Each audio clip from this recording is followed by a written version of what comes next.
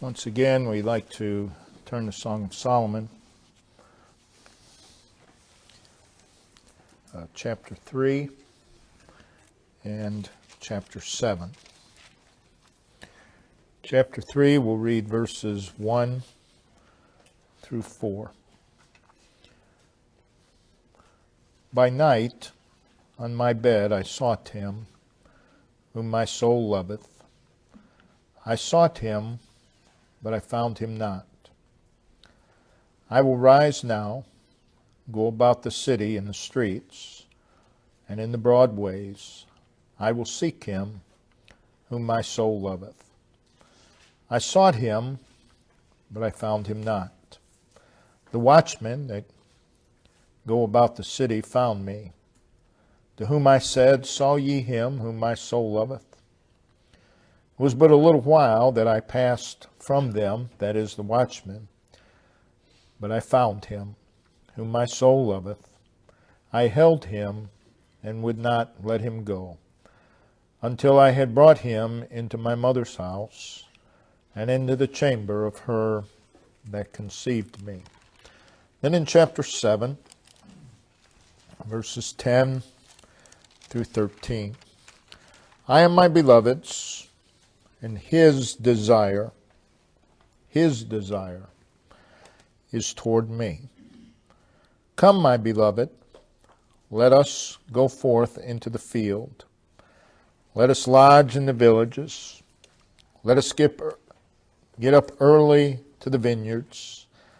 Let us see if the vine flourish, whether the tender grape appear, the pomegranates bud forth. There will I give thee my loves.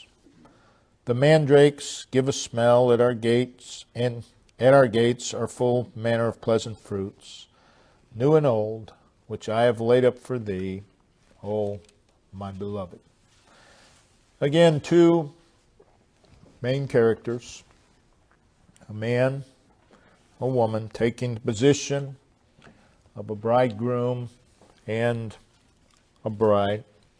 And as you read through Song of Solomon, there are many scenes, and in all of those scenes, these two are seen in love, communing with one another, speaking of one another, speaking to one another.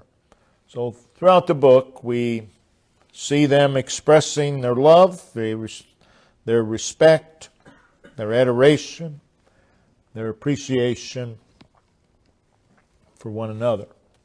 There's an attachment, there's a closeness, there's a harmony between them. They're synchronized with one another. And of course, it paints a picture of the love relationship between Christ and his bride, the kind of church that Jesus established during his earthly ministry. But there are so many other applications to the life of the individual child of God. The Song of Solomon it's a love song. It's a love story told in song, painting a picture of the love and unity of spirit that exists between this man and this woman. And our individual lives ought to be a story of love between ourselves and Christ. Now in our text, we hear the woman in the song declaring her love for this man. And we see that her love for him had an effect upon her, had an effect upon her day. And our subject is our life, a love story. And it should be to such an extent that it greatly impacts ourselves and the life that we live. Many people will tell us that they love Christ, but he makes no impact upon their life. That's not love. So this man was the song and love of her life. And the love of your life is what you delight in the most. It's what you consider worthy of your time, of your life. It's where you find satisfaction. It's what shapes your thoughts. It's what shapes your actions. It's what refreshes your spirit. And he was the love of her life. And again, Christ should be the love of our life. We have two main points. First of all, her love for him. And then secondly, the impact that this had upon her. First of all, consider her love for him. In the text in chapter 3, verses 1 through 4, she says 4 times, "Him whom my soul loveth." You see it in verse 1, you see it in verse 2, you see it in verse 3, and you see it again in verse 4. In the text in chapter 7, she refers to him 3 times as her beloved. Again, simply stating that he was the love of her life. And Christ, of course, is to be the love of our life. So the love of her life, as we pointed out in the first message, was a person. It's not a thing, but a real person. And as she speaks of him, she does not speak in abstract. She's not just speaking of an idea or a theory or a doctrine. She's speaking of a real person. In chapter 3, in the text there, verses 1 through 4, there are 15 pronouns relating to the one whom she loves. So in 4 verses, she makes 15 references to him. And in chapter 7, again, she speaks of the object of her love as a person, someone that she had a personal knowledge of, someone that she had a personal acquaintance with, a personal experience of, a personal connection to. And this was all very real to her. Such should be us in Christ. Also, as we pointed out this morning, her love for him was certain. She speaks with full assurance of her love to him. In other words, it's more than a conjecture. Again, him whom my soul loveth, my beloved, my love. So her love to him was very personal. Her love to him was absolutely certain. Now notice again, she says, him whom my soul loveth, my beloved, my love. And there's not a hint of doubt, not a hint of uncertainty in her love for him. She could speak with a tone of surety. She could speak with a tone of confidence. And I believe she could speak these words with a clear conscience, knowing I love him. Again, him whom my soul loveth, my beloved, my love. These were not just words to her. They were reality. Again, People use platitudes all the time, and that's all they are. This wasn't just religious platitudes. This was real. She could speak these things with a clear conscience. And it's truly a wonderful thing when for a child of God to know that they love Christ. I mean, there are people who say they love Christ, and you want to ask them, do you really believe that? I mean, you almost want to ask them, do you really believe what you're saying? And I believe that they're honest. They don't. To be able to say with Peter, Lord, thou knowest that I love thee. To be able to say that with full confidence is a wonderful thing. Her love to him, as we said this morning, was present tense. Chapter 3, it is, he whom my soul loveth. That is its present love, its continuous love. And if it's continuous love, it's growing love. That's just the nature of it. And in chapter 7, it is my beloved. My beloved. That is, he's the one being loved by me. Beloved. He's the one being loved by me. Fourthly, her love for him was very deep. She says, my soul loveth. She doesn't just say, I love him. She says, he whom my soul loveth. And again, she says it 4 times there in chapter 3. So there's nothing shallow about her love. My soul loveth. In other words, it was a love that consumed her heart. It was a love that consumed her mind, her will, and her life. It was a love that reached the inner depths of her being and had control of her.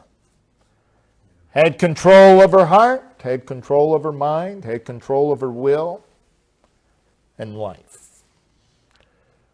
Love, and I don't care what love we're talking about, love does not bypass the heart.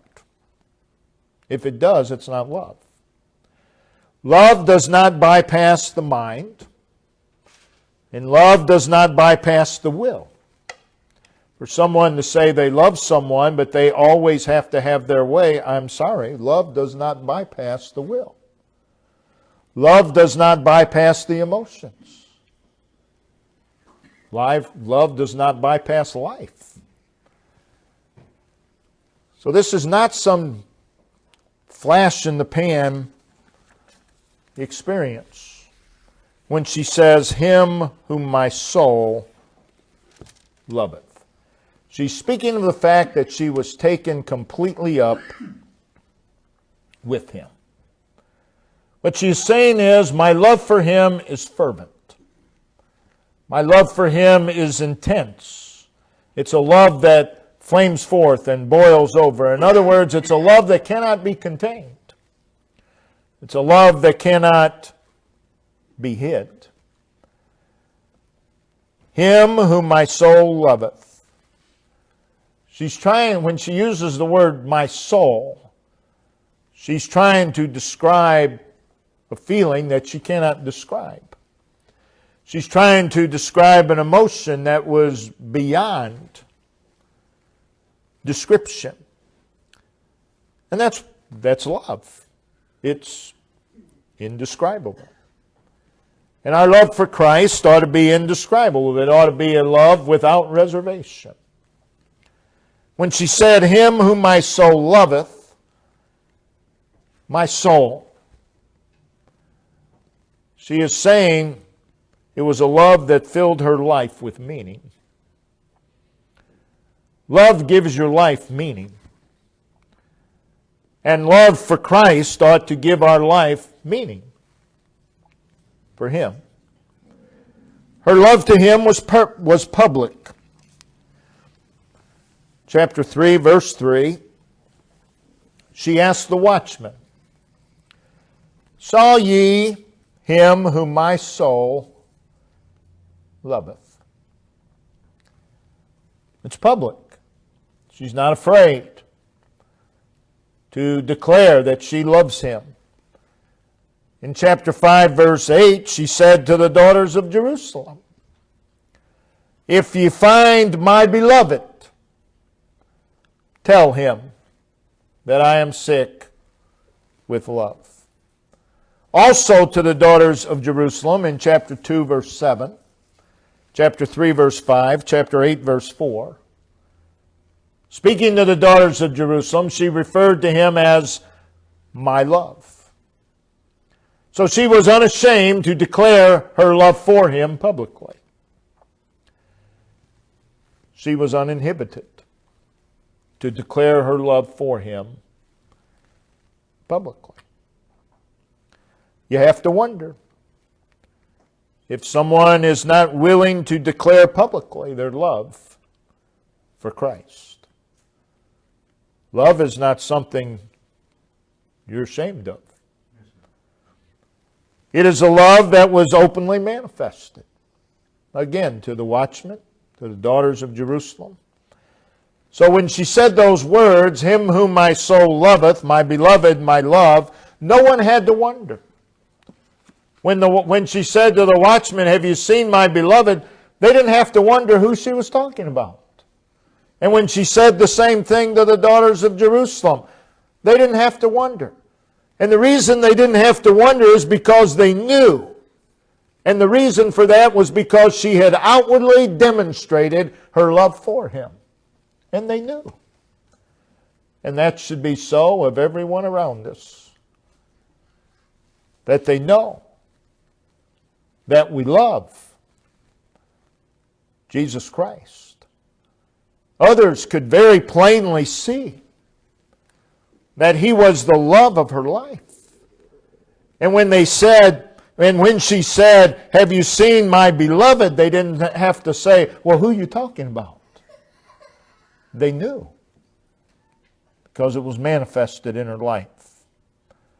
Speaking to her, they said in chapter 5, verse 9, chapter 6, verse 1, "Thy beloved." They recognized that He was her beloved. And in chapter 8, verse 5, they said her beloved. Wasn't their beloved, but they knew it was hers. And that's how it ought to be. People ought to know. So she had a testimony that He was the love of her life. Sixthly, her love to Him was a love of priority. Every time she said, "Him whom my soul loveth," every time she said, "my beloved," or "my love," not only was she declaring her love for Him, but was she not also declaring her priority in life?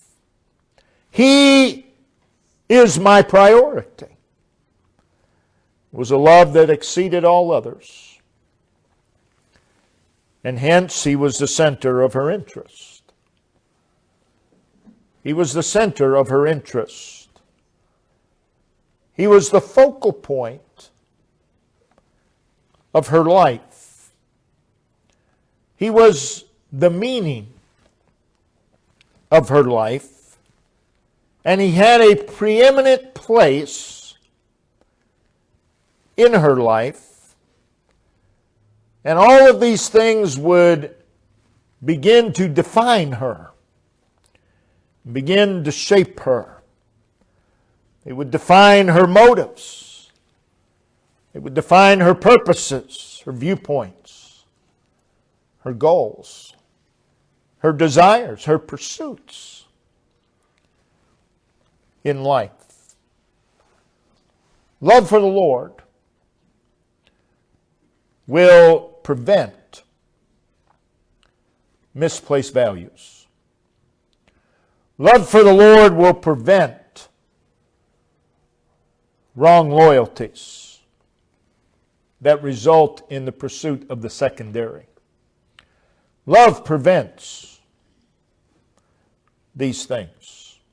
Love for the Lord prevents us from filling our life with a bunch of nonsense. The truth is, love for the Lord simplifies life.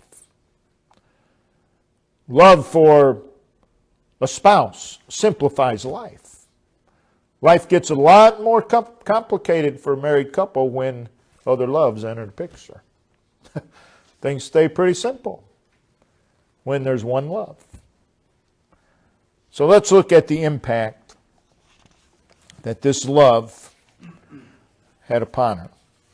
Again, there cannot be love without personal impact. He was the love of her life, and therefore he was relevant to her life. By that we simply mean he was pertinent. He was connected to her life. He was related to her life. And we see this all through Song of Solomon. Notice in chapter 1, again speaking of the relevancy and the connection that he was in her life. In verses 13 and 14, she is speaking, she says, "A bundle of myrrh is my well-beloved unto me. He shall lie all night betwixt my breasts. My beloved is unto me as a cluster of camphor in the vineyards of Engedi." Chapter 2, verse 10. "My beloved spake and said unto me, Rise up, my love, my fair one, and come away."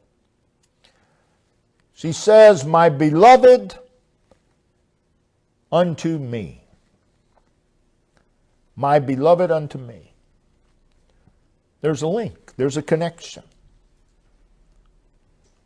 She says in chapter 2, verse 16, "My beloved is mine, and I am his." And in chapter 6, verse 3, she says the same thing, but she reverses the order. She says, "I am my beloved's, and my beloved is mine." What she is saying is there is a bond between us. There's an attachment. There's a togetherness. There is common ground. There's agreement between them. And again, this is more than, when we relate this to ourselves and Christ, this is more than doctrine. But it's a real person who had a continuous impact in her life. Now notice in our text verses, chapter 3, she was the object of her thoughts. Chapter 3, verse 1, it's night. She's in bed. And it's obvious that she is thinking upon him. He was upon her heart. He was upon her mind. The psalmist David declared in Psalm 63:6, "When I remember thee upon my bed, and meditate upon thee in the night watches." And I believe that's what she's doing in chapter 3. Then notice he was also, not only is he on her mind, but he became the object of her pursuit. He is so much upon her mind that she must pursue him. Now in chapter 1 again, verse 2, she says, "Let him kiss me with the kisses of his mouth, for thy love is better than wine." Verse 7, "Draw me We will run after thee. The king hath brought me into his chambers. We will be glad and rejoice in thee. We remember thy love more than wine. The upright love thee. Verse 7, Tell me, O thou whom my soul loveth, where thou feedest, where thou makest thy flock to rest at noon. For why should I be as one that turneth aside by the flocks of thy companions? The point of those verses is that her love for him caused her to have desires for him. She wanted to be with him. And in chapter 1, verses 13 and 14, just the thought of him brought her great joy. In chapter 2, verse 4, He brought me to the banqueting house, and his banner over me was love. In verse 6, His left hand is under my head, and his right hand doth embrace me. Her love caused her to have a personal experience of him. Her love filled her with a desire for him, and this desire led to a personal experience with him.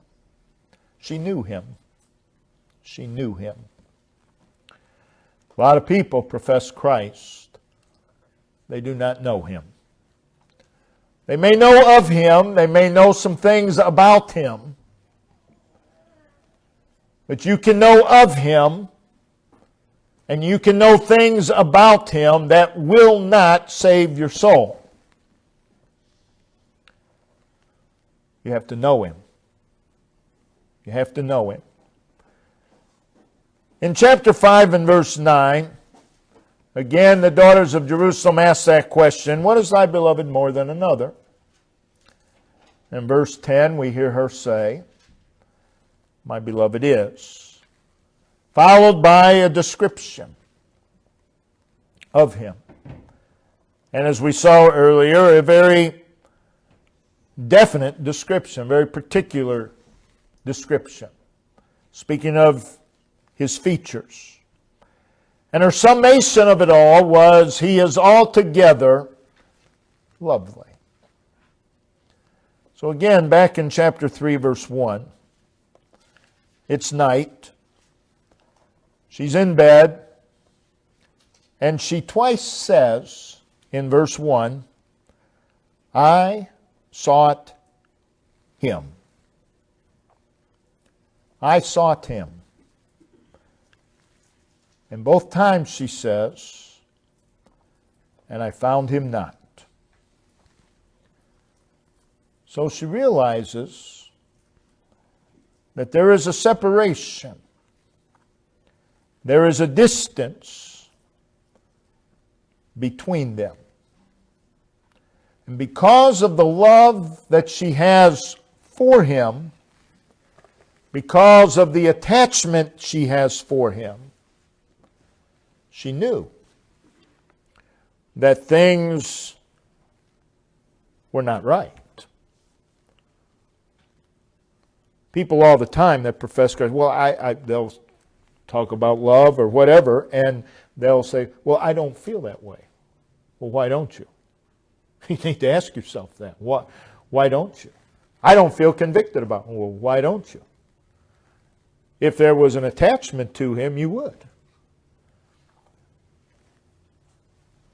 So we see that she knew that they were separated. She knew that things weren't right.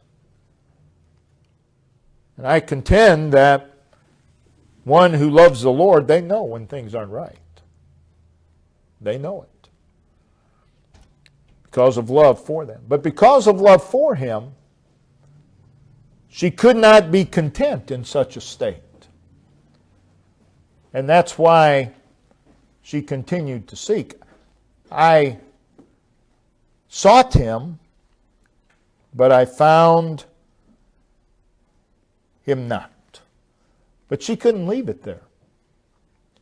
Love can't leave it there. Love for the Lord is sensitive. It's sensitive to distance from the one loved. And it cannot be content. Notice verse 2 of chapter 3. Again, twice I sought him, I found him not. I will rise now. It's in the middle of the night. I will rise now and go about the city and the streets and in the broad ways. I will seek him whom my soul loveth. I sought him. And then there it is again. But I found him not. You see, love for the Lord, love for him, filled her with a determination and a resolve on her part. I will rise now, in the night, going out into the city streets. She has resolve, she has determination. Love would not allow her to put this off. I found him not. Again, it's night. And she says, I will rise now and go about the city and streets and in the broad ways. I will seek him. It wasn't a matter of convenience. Most would say, well, come morning, I'll go look for him. No, love wouldn't let her do that. This wasn't a matter of convenience. And the last statement of verse 2 again is, I found him not. But that's not the final statement because of love. In verse 3, she continues to seek him. She comes upon the watchman. So it was a love that would not allow her to go on without him. There are people who profess Christ who will tell you they've been not right with God for a long time. Well, how does love for him let you stay there? That doesn't make sense. You mean to tell me you've been not right with God for years and years and years, and you're okay with that? That says something. That says something about our love for him. She couldn't let it go. She couldn't leave it there. He was the object of her activity. Note chapter 3 again. I sought him. Twice in verse 1. Him. I sought him. Many who aren't right, they go out and they seek fulfillment. She sought him. She sought him. You want fulfillment? Find him. In verse 2, I will seek him. And I sought him. So she has this resolve, arise and go look for him, but it's not an empty resolve. She does exactly what she was resolved to do. And in verse 3, she says to the watchman, saw ye him? Then we come to verse 4. I found him. She would not stop. The reason, because she loved him. She would not stop until she found him. She could not be content. Love would not allow her to be content with anything else. And notice what else she says in verse 4, and I held him. And I held him and would not let him go. Everything involves him. Everything. She also has a desire to be near him. We heard her say in chapter 1, verse 4, draw me. She's pleading with him, draw me closer. Move me closer to thee. Pull me toward thee. If we love the Lord, we ought to be always praying, Lord, move me closer to thee. You might be the closest you've ever been in your entire life. You still need to pray, Lord, move me closer to Thee. Lord, pull me closer toward Thee.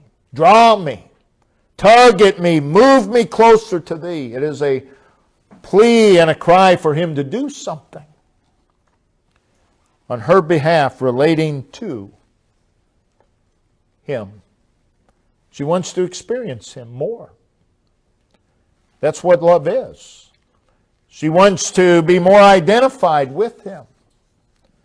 This is the plea of one who realizes it's possible for Him to even have a greater part in my life. It's possible for me to be even closer to Him. So she makes her plea. She desires to be together with Him. She desires to live life together with Him. Chapter 7, I am my beloved's, and His desire is toward me. His desire is toward me. But then listen. Come, my beloved, let us go. 4 times it's let us. Let us.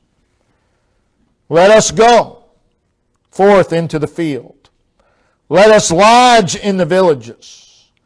Let us get up early to the vineyards. Let us see. Because of love for Him, she wants to live her life with Him. She wants to do with Him. 4 times, let us. That ought to be our life. Our life ought to be with Him. With Him. In chapter 7, verse 12, she desires to show Him her love. She says, there will I give Thee my loves. Every aspect of our lives ought to be an expression of our love to Him. We ought to have a desire to express our love to Him. It is Ephesians 6, verse 7, doing service as to the Lord. Whatever you do in life, you do it as to the Lord. That is showing love to Him.